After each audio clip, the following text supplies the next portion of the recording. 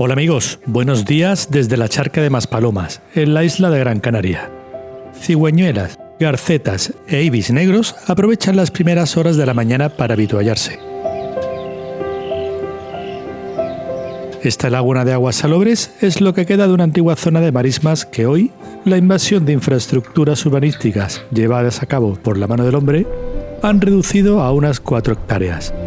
Con todo, se ha trabajado por conservar este espacio natural que sirve de santuario ornitológico para una importante variedad de aves, tanto migratorias como sedentarias, que encuentran aquí un hábitat ideal para nidificar, avituallarse y descansar.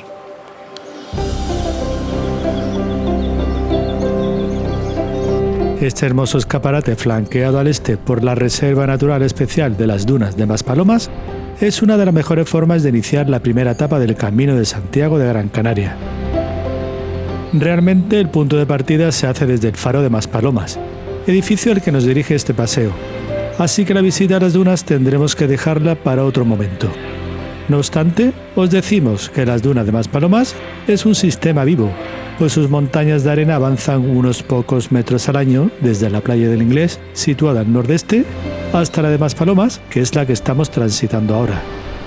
Los vientos provenientes del este y el norte son los causantes de transformar este perímetro arenoso de casi 4 kilómetros cuadrados. Y llegamos al Faro de Maspalomas. La gran baliza luminosa situada más al sur de la isla. Es el mejor referente indicativo para los navegantes que circundan las costas meridionales de Gran Canaria. Este saliente en el que nos situamos también es el más meridional y es el que usamos para observar el faro con mejor perspectiva. Se trata de uno de los faros más antiguos de todas las islas, ya que se puso en funcionamiento en el año 1890.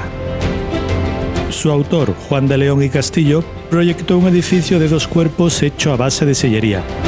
Por un lado, la vivienda del farero y por otro la torre.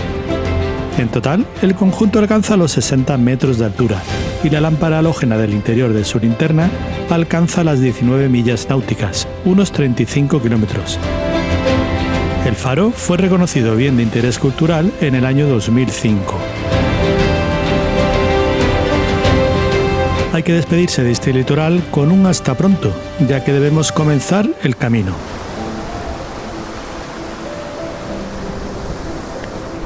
En principio lo hacemos a espaldas del faro, por donde nos llama la atención la Fuente de la Morena. Esta obra de la escultora vasca Virginia Quevedo muestra lo que dice su verdadero nombre: La noche, niño cabalgando a una morena.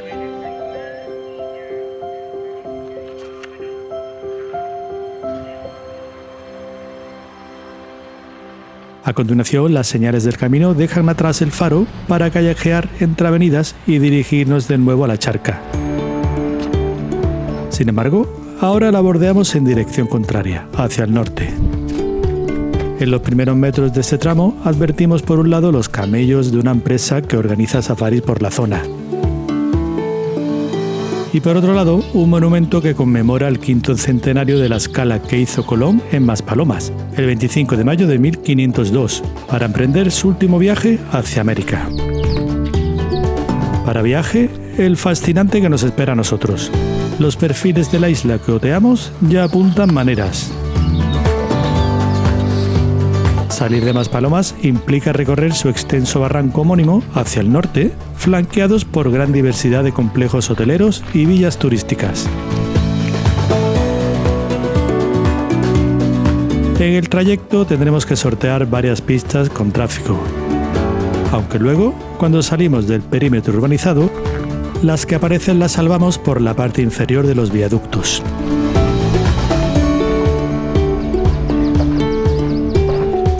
El barranco de Maspalomas prácticamente es una prolongación del barranco de Fataga, que es el que estamos ahora transitando. Casi sin darnos cuenta, el camino nos emplaza en un paraje árido y desértico que empieza a ganar vistosidad con la aparición de escarpados afloramientos rocosos.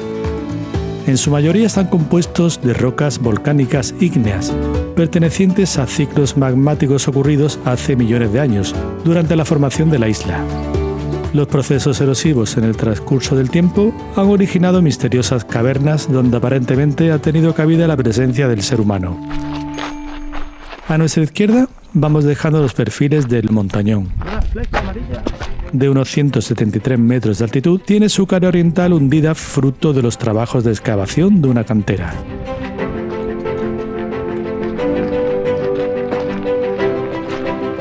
Por nuestra derecha, en cambio, la erosión continúa asombrándonos en las laderas de la Loma de Maspalomas.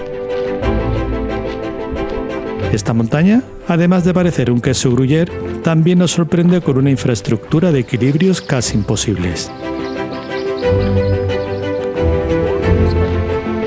Se trata de la acequia de los acueductos, también conocida como muchos puentes. Y no es de extrañar esta última denominación, puesto que la obra de ingeniería salva la intrincada orografía mediante el uso repetido de esta solución arquitectónica. Sillares y piedra de mampostería fueron los elementos empleados para levantar esta serie de arcos de medio punto sostenidos en pilares. Se dice que esta acequia puede tener unos 140 años de antigüedad y que se originó fruto de las necesidades de transportar el agua a las fincas de los agricultores de la zona. El lomo de la Cogolla y su punta homónima será la siguiente barrera orográfica que el trazado sorteará con el serpenteo de su dibujo.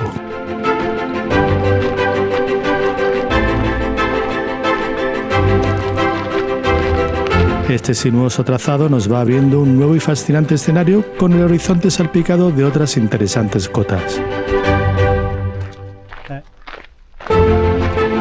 La Culatilla, Morro de la Palmita, Lomo de la Vejerilla, Pico Garito o el Risco Castañales son las que más despuntan. Por su parte, no dejamos de apreciar la resistente flora que se permite el lujo de crecer en estas difíciles condiciones.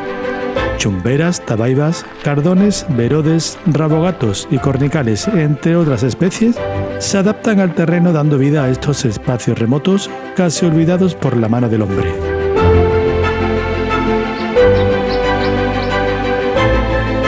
En este punto, a la altura del Morro de la Palmita, es cuando el camino empieza a endurecerse.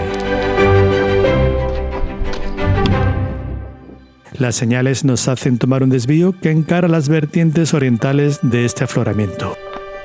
Entre el zigzagueo del ascenso y las pendientes de inclinación del 10 al 13%, la ganancia de altura se hace con rapidez. De allá abajo venimos. Tenemos que ir por aquí. Esto nos permite tomar mayor conciencia de la amenazante verticalidad del Morro de la Palmita a nuestra izquierda y a la derecha de la pared enfrentada de la degollada de las Yeguas. La grandiosidad de estos accidentes geográficos contrasta con la singularidad de la minúscula criatura de la oruga de la polilla Politella cliens. Este lepidóptero crece sobre todo en climas semidesérticos. Avanzando un poco más, iremos descubriendo la arista del Llano de la Cogolla, cuya cota más elevada alcanza los 684 metros de altitud. Y continuando hacia el norte, todavía se disfrutan mejor las majestuosas figuras de los riscos que antes divisábamos en la lejanía. En la cara occidental del barranco hablamos del Risco Castañales, Pico Garito y Lomo de la Vejerilla. Y en la oriental, el valle se abre hacia la ladera de los Pinos y el Paso de los Hornillos. Todo el entorno sobrecoge. La estampa es un espectáculo y no podemos hacer otra cosa que dejarnos llevar por el magnetismo de estas cumbres.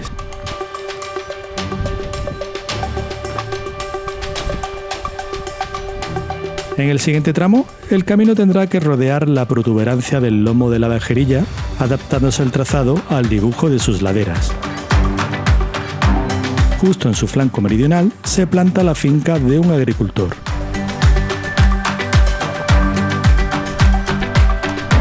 Entre sus parcelas apreciamos una en la que se cultivan patatas. De alguna forma, el propietario se las ha ingeniado para hacer fértiles estas extensiones. No en vano, esta zona conocida como la Gitagana lleva explotándose desde hace muchísimos años, aunque parece ser que estaba más orientada al pastoreo. En este sentido, muy cerca se han hallado yacimientos arqueológicos relacionados con el mundo aborigen de la isla. A continuación, un serpenteante y exigente trazado ascendente nos va situando en el flanco oriental del lomo de la Vejerilla.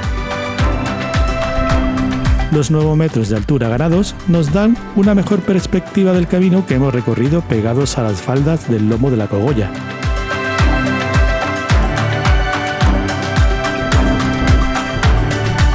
Y después, avanzando unos pocos metros más, lo que se va dejando dominar es el cauce del barranco de Fataga. De un rápido vistazo, es fácil adivinar el por qué esta depresión también recibe el nombre del Valle de las Mil Palmeras.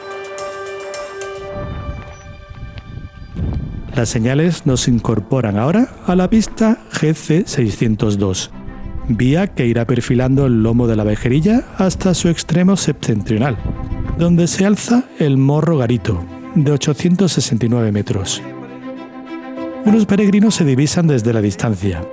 En este recorrido tan solitario se agradece la presencia de otros compañeros senderistas.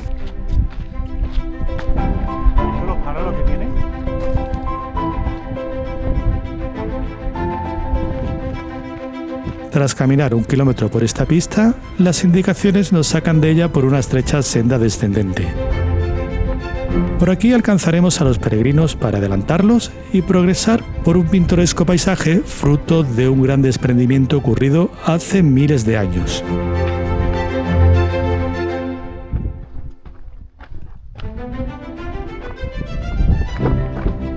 Desde el mirador de Arteara, que encontramos escasos metros más adelante, podemos contemplar mejor el tapizado caótico de esta vertiente.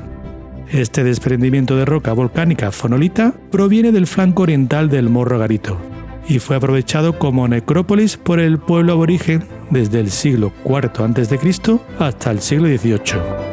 Se han documentado más de 1 millar de enterramientos creados con las piedras de la zona, pero son difíciles de identificar ante el desorden de este paraje. No obstante, seguro que son más fáciles de descubrir con la ruta marcada que aparece en un panel informativo.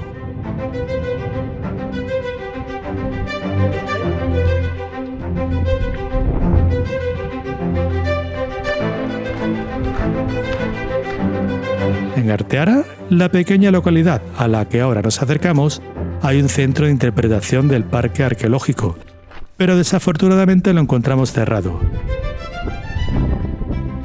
Una lástima, porque nos quedamos sin descubrir algunos de los secretos del yacimiento, como la construcción de un túmulo atendiendo a la situación de los astros. La carretera local GC 601 es la arteria principal que atraviesa la localidad de Arteara. Su tránsito es un agradable paseo que jalona la orilla occidental del barranco y desde donde podemos contemplar los espectaculares riscos de Amurga y las incesantes palmeras del cauce.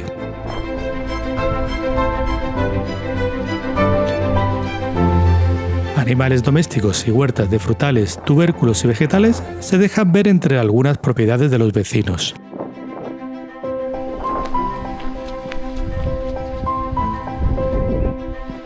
Finalmente, avanzamos entre distintas viviendas de arquitectura tradicional para acabar en este parque donde realizaremos un almuerzo de nuestra propia cosecha. Reanudamos la marcha, queda lo más duro. Realmente salimos de la localidad sin tener muy claro si aquí hay algún local en el que llevarse algo a la boca, así que acertamos en traer nuestra propia comida. Reponer fuerzas en Arteara es acertado, ya que tras cruzar la carretera GC60 nos aguarda un duro repecho.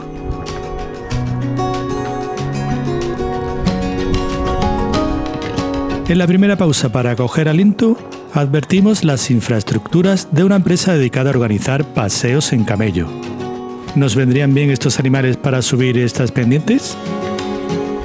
Viendo el terreno, quizá para ellos esto suponga una tortura, así que continuaremos valiéndonos de nuestras piernas para encarar estas pendientes, alguna de ellas de más del 20% de inclinación.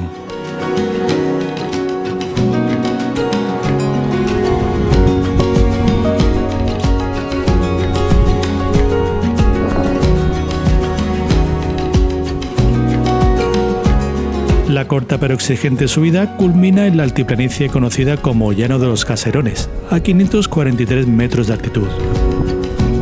Un poste de emergencia puede servirnos de ayuda en caso de terminar muy fulminados por esta subida, pero no es el caso. Todavía hay fuerzas para seguir progresando por esta estampa que ahora nos coloca bajo los riscos de Amurga y del espolón del Roca Almeida, este último de unos 1109 metros de altura. Impresionante paraje el que han escogido unos propietarios para levantar esta hacienda.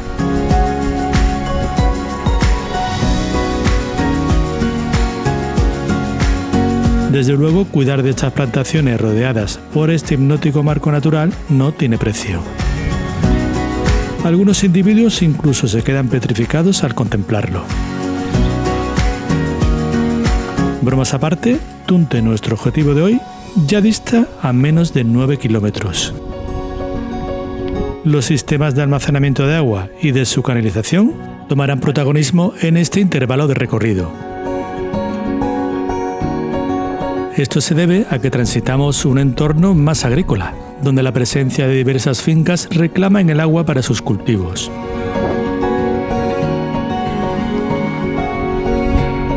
Pronto alcanzaremos la localidad que da nombre a este barranco. Nos referimos a Fataga, una población del municipio de San Bartolomé de Tirajana que conserva su encanto tradicional.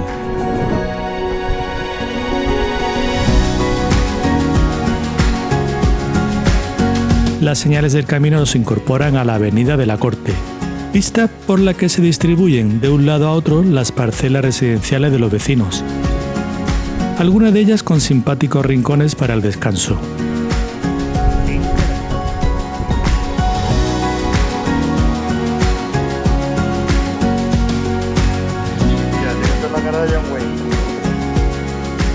Las condiciones climáticas y la fertilidad de las tierras de este segmento del valle ha propiciado que este asentamiento prehispánico se haya mantenido en el tiempo. Un monumento rinde homenaje a la fundación de este poblado aborigen hace 2000 años. Como también reza en su placa, el primer poblamiento tradicional es del siglo XVI. Aquí aprovecharemos la apertura de la cafetería Los Giles para avituallarnos y sellar la credencial. Tras el café, seguimos atravesando Fataga dirección norte, quizá por el casco urbano más pintoresco y turístico, entre casas de arquitectura popular y tiendas de souvenirs. En su plaza de San José se alza la iglesia homónima, construida por el pueblo de Fataga y bendecida el 18 de junio de 1880. Por su parte, a la entrada de la plaza, el escultor Luis Montul homenajea con esta obra a la mujer artesana. Nos quedaremos con las ganas de recorrer el entramado de calles más llamativo, donde los firmes empedrados, las flores y la variedad de iconografía aderecen los caseríos típicos canarios. Motivos más que suficientes para regresar y disfrutar de una visita más pausada.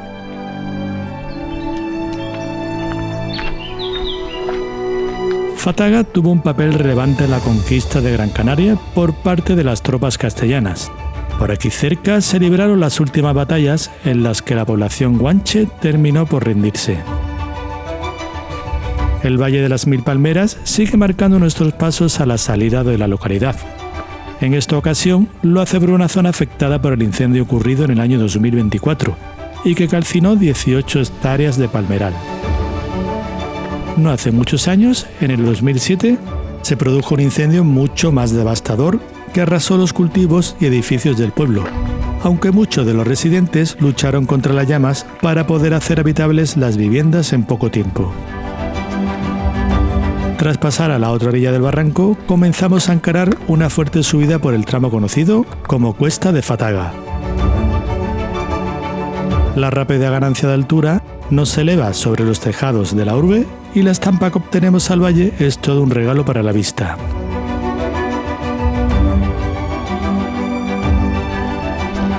Disfrutamos unos últimos instantes de estas postales, pues desaparecerán momentáneamente de nuestro radar, en cuanto alcancemos una pequeña planicie que nos da un respiro.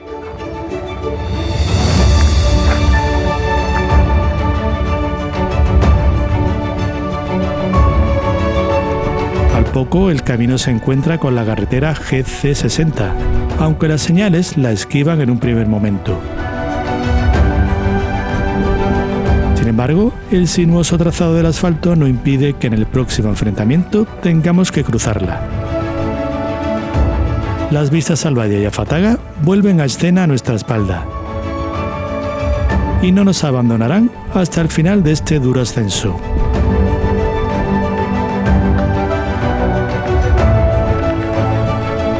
El firme escalonado de piedra y las rampas del 15 al 20% de inclinación nos obligan a emplearnos a fondo.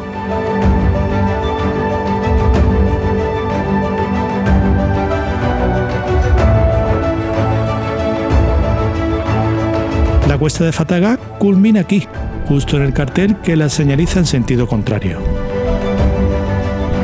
Después continuamos varios metros por la carretera GC60 para luego navegar paralelos a ella por una senda. Por aquí desvelamos la cara noroccidental de este perfil, la que da al barranco de Tirajana, exhibiendo sus impresionantes barreras de riscos, con el morrón de la agujereada de 1956 metros como cota más elevada. Ante tal despliegue geográfico, casi se nos olvida que estamos recorriendo una ruta jacobea. Pero no debemos preocuparnos. El merendero Camino de Santiago, que se encuentra a orillas del itinerario, está aquí para recordárnoslo. Parecerá una tontería, pero la simbología que aquí se expone sirve de interruptor para avivar aún más esa energía peregrina. Regresamos al sendero para recorrer un tramo algo comprometido que se asoma con verticalidad al barranco.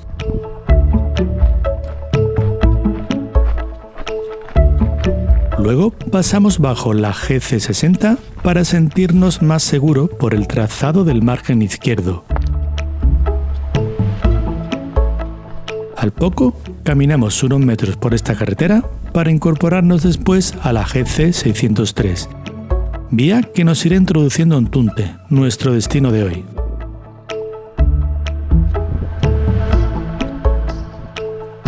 Si hay dudas sobre la devoción jacobea de esta localidad, para empezar, solo debemos adivinar la cruz de la Orden de Santiago en su escudo para despejarlas. Esta cruz es la misma que podremos encontrar en lo alto de algún cerro, mirador o pintada en las mismas calles de la localidad.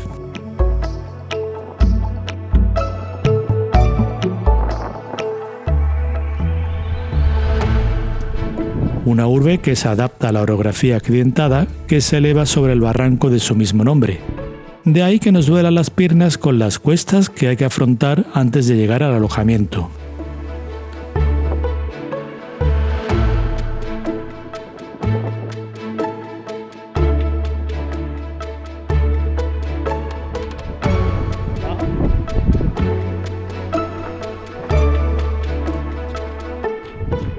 ¿Aquí? Con las pocas horas de luz disponibles y ya sin mochilas, nos acercamos a la Plaza de Santiago. Aquí se emplaza la iglesia de San Bartolomé, construida en el siglo XVII, aunque no se terminó de consagrar hasta el año 1922. En su interior alberga una imagen del apóstol Santiago, quizá la misma que se cita en la leyenda de esta devoción jacobea.